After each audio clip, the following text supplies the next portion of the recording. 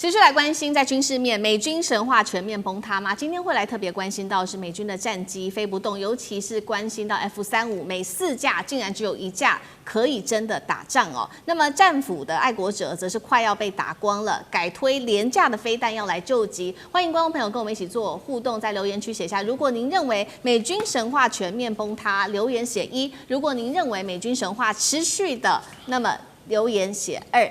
現在我們來特別來觀察到的是美軍現在要面臨的3大結構的壓力。等一下我們的節目會一一來看這個細節。第一個會來看到的是老化的轟炸機，尤其是 B-52這個延壽使用已經超過了70年，仍然在服役，真的可以嗎？第二件事情我們來看到，尤其是 F-35的它的這個可用率的部分，現在說在大幅的暴跌，只有25%可以用，也就是每4架只有1架是可以用來打仗。最後一件事情是我們看到包括了各地區都在爆發戰事，不管是中東，不管是俄烏，所以呢，美軍的彈藥消耗的速度實在是太快了，正在這個飛彈庫存被多線給掏空。今天就這些議題，我們會一起來做關心。好，我們先來看到一個最新的消息，是一架可以搭載核武的 B-52，也就是美國稱為同溫層堡壘的戰略轟炸機，在15日這一天，在南加州的一個空軍基地墜毀。愛德華空軍基地墜毀，機上8人全數罹難。上一次有爆發類似的這個不幸的事件的時候，是在2016年，當時在關島墜毀的，是首度的失事。那麼當時還好，機上7人是全數的生還的。那麼特別來看一下 B-52它的一些小檔案有什麼呢？第一個，它的綽號就叫做同溫層堡壘，作戰的航程高達了8000多英里，可以搭載核武跟多種精準導引的武器。那麼它服役到現在，從1955年到現在，其實已經超過70年的時間了。包括呢，曾經部署的地區像是越南、波斯灣、伊拉克、阿富汗跟伊朗等等。這一次我們可以看到是近10年來 B-52轟炸機首度又發生的重大事故。重點來了，服役這麼久了，70年了，這一次的事故會不會影響接下來它的延壽的一個計劃？上這個怎麼看？哇，這 B-52轟炸機，我想在任何包括我這個60歲的人來說，他比我還老，所以在我們印象中，他像神一樣的存在哦。我以前玩3軍戰鬥棋，如果你有抽到一個 B-52的這個，你就覺得你贏定了，因為你又可以炸任何地方，誰都可以炸，航空母艦可以炸，所以它是一個絕對性的哈。那這一次當中，當然還是發生了這個部分的意外，所以大家還是在檢視到底 B-52還有沒有它的價值。跟各位講，其實還是有的。其實，在整個在美軍的這個規劃當中，不要看它已經老了，但是它有幾個很特別的地方。第一個部分，它真的就是可以飛抵非常非常的高空，然後它可以直接任何時候出任務，可以在這個地球上飛30個小時都没有任何的問題。而且它的載彈量很大，所有由空中發射的空對空、空對地，它都可以發射，甚至最重要的核彈。所以過去我們对 B-52，它作為戰略轟炸機，就是它可以載核彈，而且它可以在默默的飛到高空中，你根本都不知道，雷達可能都掃不到。好，所以現在看起来美軍的部分是確定還是會留。現在這 B-52都是 H，B-50H 是它現在，他們現在其實有個新的計劃，要把它做修正到 B-52J。這個機型，首先現在已經要換它的這個發動機，它的勞斯萊斯一個最新的發動機，它可以讓性能再增加40%以上。你看它飛那麼高，還可以這麼續航那麼久，所以接下來會加強它的陣列雷達，另外包括它的武器相關的這些控制系統，都是 B-52，它就是就原機去改。但目前為止可能沒有改它的逆蹤這件事情，因為那個部分的這個成本很高。因為它現在就是剛剛這樣講，它不用逆蹤嘛，它就夠高，本身就夠安全，它可以大量的彈藥，包括核彈。另外一個部分，它就造價便宜，俗短哇呢，所以改一改，現在是變成看它整體的部分方向。其實，在美國戰略當中，現在 B-52作為未來這個 H，未來的 J 可能還要有很久了，因為他們可能未來第一步認為。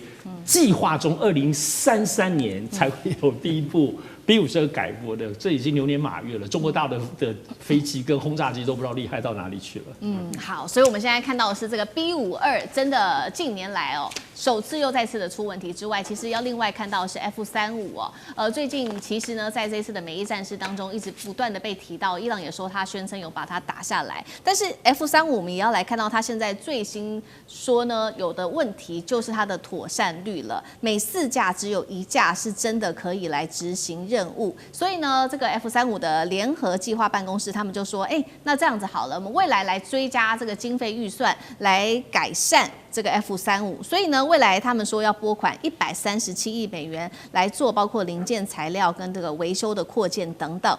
我們要來看到，不僅僅是 F-35的妥善率大幅的衰退，整體來看，當時呢，在2024年，美國有一個是防衛新聞的分析也指出，在2024年整體的機隊妥善率竟然只有60%而已，也就是說，在5025架的軍機當中，只有大約是有大約1900架都是無法真的來執行任務的，妥善率創下了近年的新低。所以，我們先看到 B52出問題，再來看到这個 F-35的這個妥善率，4架只有1架可以上戰場。幹哥怎麼看？好，我先講哈 ，F-35在這一次的就對伊朗的戰爭之中的表現，那我想大家都看到了，他讓這個俄國提供的防空系統哈。完全失明，也就是說，他進去的時候，那個所有的遏制系統，甚至還包括中國的系統，看不見他。你必須要承認這件事情是真的。所以你就曉得說 ，F-35它在這麼長的發展過程之中，它達到了它的技術性能的需求，它達到了，它成功了嗎？它成功了。但是現在 F-35馬上就要面臨什麼樣的狀態？可能所有人都想象不到。也就是它的機隊，現在總共800架，美國空軍跟美國海軍加起來，還有陸戰隊加起來，總共有800架 F-35，但是它的後勤完全跟不上。也就是說，你所看到的突入伊朗的防空網，那些都是精銳，那個叫做 Full Mission Capable，FMC 就是全備能力的戰鬥機。那 FMC 的這種飛機現在在這個整個機隊裡面佔多少？就800架裡面只有25%，也就是說只有1/4有這種能力，其他3/4都沒有，就說具備所有能夠突入像這種伊朗防空網的飛機了。你叫其他，就說10架裡面叫其他7架來，可能進去會不會打下來啊？要了解我大概講的意思，就是說現在能夠具有這種完全的能力的飛機只有1/4而已。那你要讓另外3/4也趕快趕上來啊，对不对？對不起，你要花130億，錢花在哪裡？是哪裡？是機翼不好，引擎不好，還是什麼不好？都錯了，叫做軟體跟不上。什麼叫軟體跟不上？很久以前，1年以前，我曾經在這個節目裡面講過 ，F-35面臨將近900項的軟體問題。什麼叫軟體問題？也就是說，它太精密了。F-35本身就是一具超級電腦，這架飛機就是一具超級電腦。你在那個什麼無敵鐵金剛，不是無敵鐵金剛，就是我們在看到那個電影啊，那個好萊塢的電影裡面看到那個，就有 F-35它的能力以及它會變成這個機器人的那個過程。老實講一句，它就是一具超級電腦，很像電影裡面形容的內容。那但是它現在為什麼它會沒有辦法能夠進行這樣的作戰能力？就是因為它突然有這麼大的機隊，但是它的軟體跟不上，它軟體每年都必須要更新，每年都要換新。如果不更新的話，我跟你講，它就會落伍。在這種情況下，洛克希德馬丁公司跟不上，因為產能跟不上，因為嫻熟的技工跑掉的跑掉，老的老，然後年輕的不肯來做。用高薪也請不到，這就是 F-35機隊現在面臨最嚴重的問題。這也可以給我們中國一個借鑑，就是說，將來你的殲35也會遇到一樣的問題。為什麼？因為他們都是第6代戰機，他們隨時都要更新他們的軟體，這就是美國面臨的問題。而所有世界進步的空軍，將來都會遭遇一樣的問題，所以我們要慎思之。